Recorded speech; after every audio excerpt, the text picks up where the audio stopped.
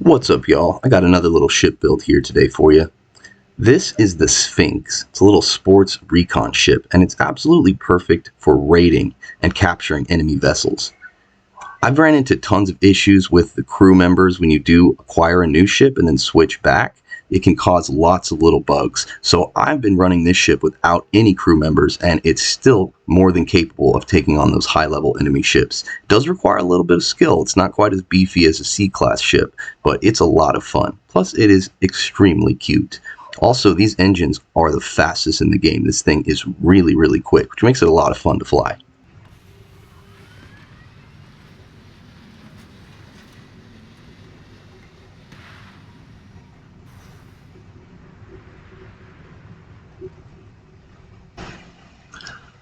So the interior of this ship is really simple.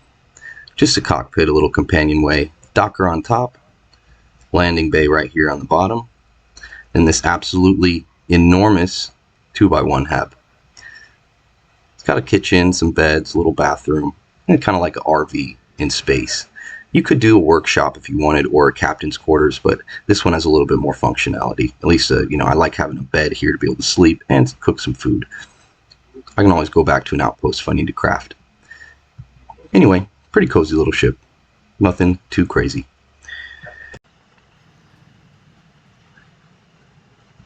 This is super fun to fly and explore. It makes looting a lot faster after you destroy ships. And it's just cool looking. But even on this thing, I don't run it with full engine power when I'm in a fight. I'll do it about here. But I'm still moving a lot faster than my larger C-class ships. You do have to use a little bit more skill in combat and dodge a little bit more, and just position yourself so you don't get attacked by too many ships at once. So once again, of course, we're in the Serpentis System. Well, let's find some hostile activity.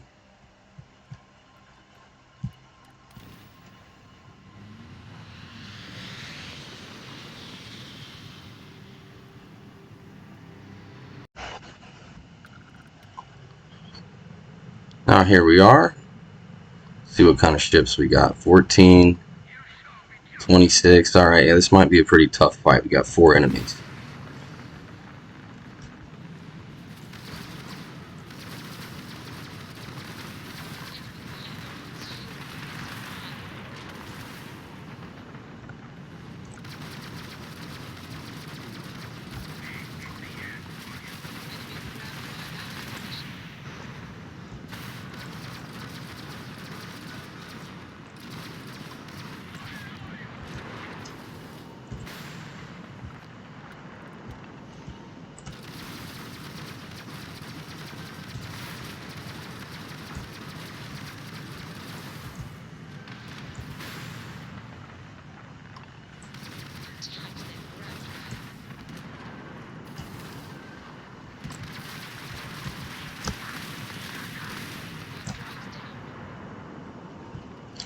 So yeah, it's pretty fun. It doesn't melt stuff quite as big as like the C-class ships with the more powerful weapons.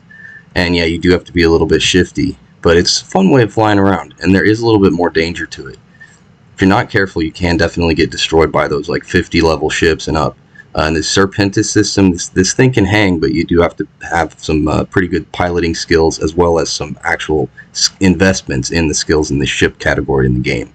For instance, I've got my particle beams all the way maxed out, and I have 2 different sets of particle beams I'm using on the ship. These here fire a little slower, but they do not run out of charge, whereas these are a little bit faster, but it does deplete if I just leave it on full auto. Of course, I got shields maxed out. That's very, very helpful. I've got Starship Design to be able to build some of these mods and modules. Engines, of course, maxed out. This is an absolute must, this rank 4 of engines, if you really plan on doing a lot of dogfighting. That's what allows you to lose missile lock when you hit the boost. And particle beams I have maxed out also. Now, you don't have to use particle beams. I just like them because it's real easy. It destroys shields and hull, and that way I don't have to invest in multiple different skills here. I mean, I'm at like level 128, and I still have like a bunch of stuff that I want to invest in, and I barely have any skill points.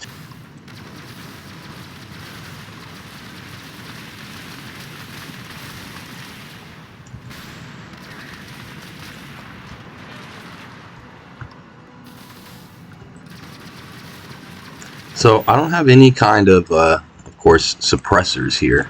So we're just going to have to destroy the engines the old-fashioned way. Of course, not a problem. These weapons aren't as powerful as C-class weapons, so you are not as likely to actually destroy the ship before destroying the shields, at least from my experience.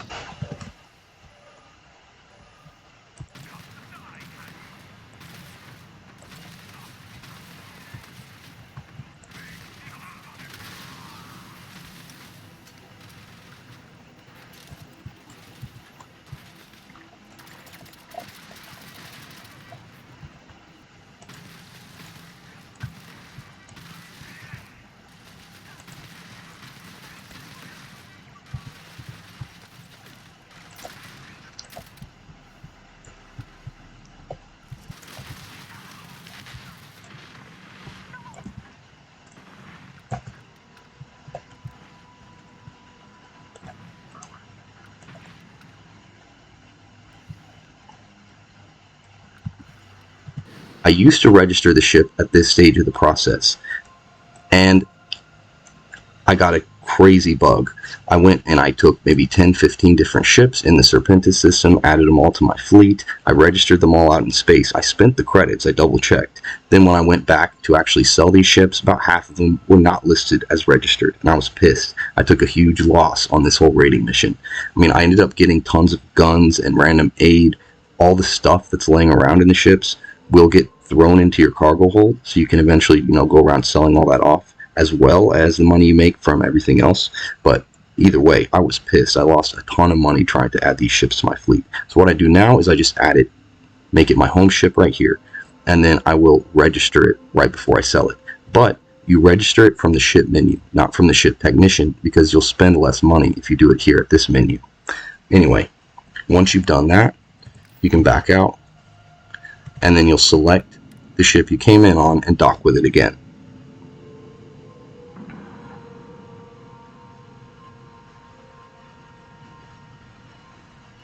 And then from here we can board, and we do the same thing. Now you go back to your original ship and you make it your home ship.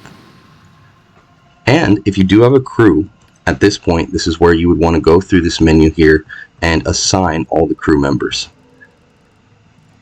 I'm not running a crew. That's kind of the entire point of this ship. I even unassigned Sarah just to prevent bugs, even though she's my follower. But once they eventually fix those bugs, you will have to go back in and reassign your crew members. Sometimes they'll be stuck on the ship that you just acquired. Other times they will be on the ship that you came in on, but not assigned to the crew on it. So you'll have to go back through and check your crew. But for now, I would honestly not recommend running a crew if you are going to be boarding and acquiring ships, because it's going to bug your stuff out. That's what happened to the Albatross, my last ship.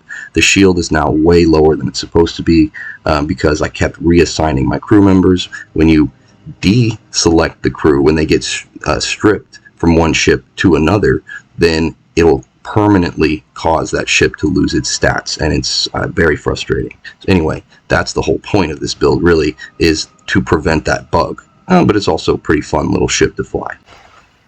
And here's a look at it on the ground. It's so cute. Looks like a little kitten or a puppy or something. Well, let's go to the builder. So that's a quick overview of the stats. Doesn't have a huge amount of fuel. You might have to make 2 jumps if you're going all the way across the galaxy, but it's not too big of a deal. You just stop and warp again. It's actually got quite a lot of cargo. It's got these 2 big cargo modules on the side here. Gives it 2220 cargo, and that actually can be increased to 3330 if you get the payload skill. I do not have any of the payload skill invested in so far, so I'm at 2220. But yeah, you can definitely increase that. For a tiny little ship, that's a pretty good amount of cargo space.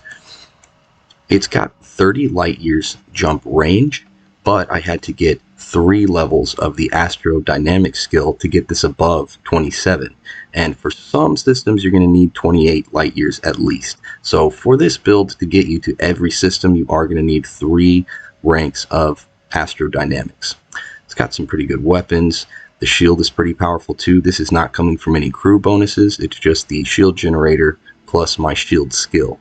But let me go into the actual builder. I'll show you the parts. So the weapons here, yeah, I've got 2 different particle beams. This set here, I've got 1 more on the bottom. These are a little bit faster. They have a higher fire rate, more DPS, but if I just spam them, then I will run out of energy. These, I can just hold down the mouse and just keep clicking until the enemy blows up.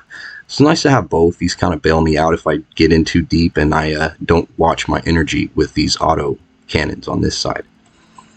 And I only have 2 weapons. I mean, honestly, I could maybe throw something else on here, but I am maxed out. If I increase the weight of this ship anymore, then I'm not going to be at 100 mobility.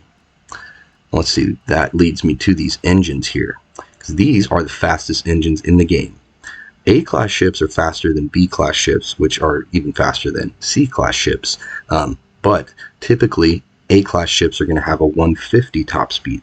These engines give you 180 top speed. You can get these at the Outpost landing pad, but you have to have rank 4 of Starship Design. And almost everything else you can get at the Outpost landing pad here too. You're going to have to go to 2 places in order to get all of these other parts. So you're going to need to go to Tayo for these landing gear here. And if you want the upgraded Himeji bridge with a little bit more cargo capacity, you'll need to get that at Tayo also. You can also get the weapons at Tayo. You can get all the weapons. You can get this shield generator here at Tayo as well. You can get the stellar reactor at Tayo. The only other place you're going to have to go to is New Homestead. And that will be for this landing gear right here.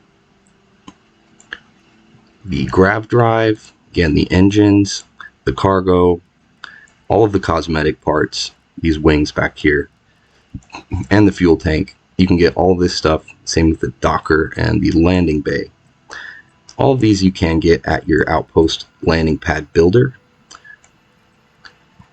So really you just have to make those 3 stops: Tayo, New Homestead, and then the Outpost landing pad. You can get everything else.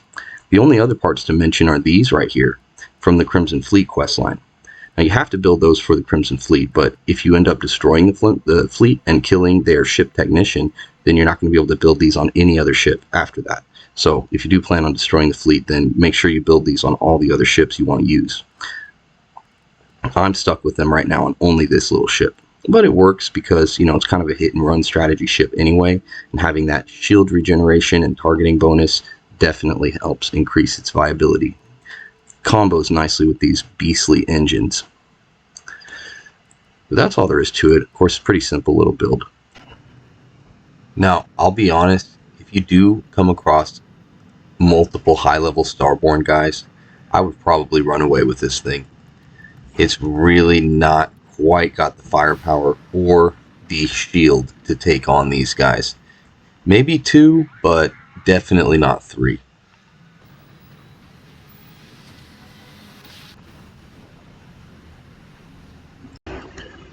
I'm here at Deimos putting the finishing touches on the Megalodon.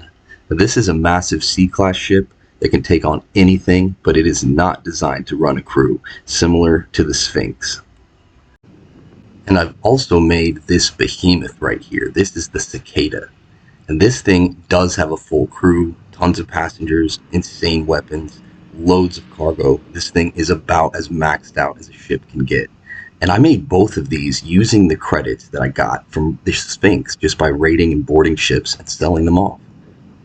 So I would definitely recommend building a little recon vessel like this and adding it to your fleet, because it's a lot of fun and it's the perfect ship for raiding because you don't have to worry about crew members, there's bugs, and it's just annoying to reassign them. And this thing's just an excellent investment. All in, it probably cost me, I don't know, maybe 300-400K, and I've at least quadrupled that. I've raided 20-30 ships with this thing, and it has absolutely been a blast. It's probably the most fun aspect of this game. It's just going around doing those 0G CQB battles and just taking over ships, getting tons of money along the way. If there weren't so many bugs, you know, it'd be fantastic, but I'm sure it'll all get sorted eventually. Anyway, thanks for watching.